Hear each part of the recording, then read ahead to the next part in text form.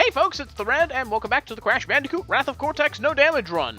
All 5 of the levels in the Space Warp Room are finished, and now it's time for the final boss. That's right folks, it's crunch time. Congratulations, Crash. You should be proud of yourself. Not only have you collected all the crystals in record time, but you also defeated the elementals.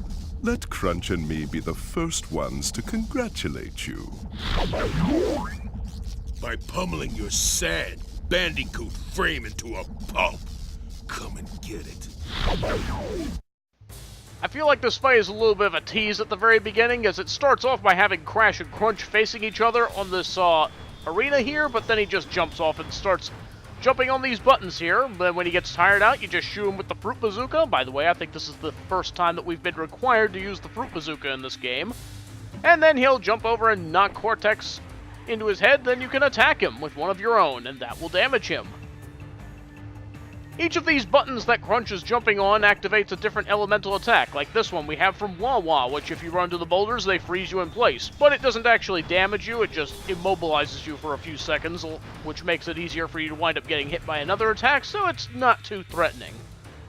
That other attack is by Rocco, and he just drops a bunch of boulders, which, of course, come raining down on your head. Excuse me. Okay, so now he's going to start jumping on the red button and activating Pyro's attack, which will ignite a section of the floor. Make sure you're paying attention to where the steam is. And then we'll also have a mixture of the other two as well.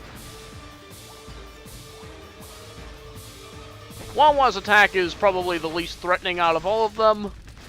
Easy enough to avoid.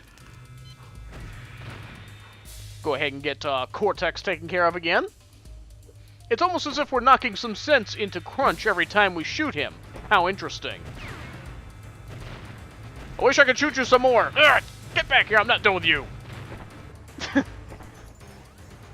Okay, yeah, so now we have Lolo's attack, where he activates lines of electricity. Just make sure you're not standing between the two connectors, and you'll be alright there.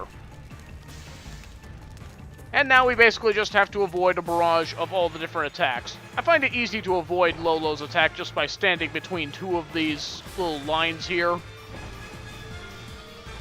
What exactly is Cortex doing during this fight anyway? It kind of looks like he's just standing there on his computer. Is he even contributing to this fight, really? Hey, wake up! Okay, so now that attack is done, go ahead and hit Crunch one more time. And we'll finish Cortex the old traditional way, with a good old-fashioned spin. And then Uka Uka will lift up Cortex and then treat him like a disco ball. Yeah! Victory dance! Sort of. There's no victory dance in this game, so I kind of have to do that. Anyway, for beating Cortex, we get the Speed Shoes. To run faster, hold the right trigger while running. That's R2 on the PS2. And R on the GameCube. Can't you ever let me win? What do you want from me, you cretin? Cortex! You realize that Crash may have collected all the crystals, but he doesn't have the gems. With the gems, we can resurrect the masks one last time and destroy that Bandicoot once and for all. So that basically means we're not quite done yet. We're not going to look at the credits just yet. But, yeah, there we go. That was crunch time, and as you kind of saw, we kind of got the normal ending there, which means we're not quite done. We still got 5 levels left to go, so that we can collect the rest of the gems. And as you can see, a platform has appeared here at the middle of the warp room, and we're going to be sorting that out in the next video. No real outtakes to show for crunch time, but I do have an extra thing I'm going to share. We'll have a look at that. But thank you very much for watching. Hope you enjoyed it, and I shall see you next time. So as usual, the PlayStation 2 version was given a little more of a visual flair.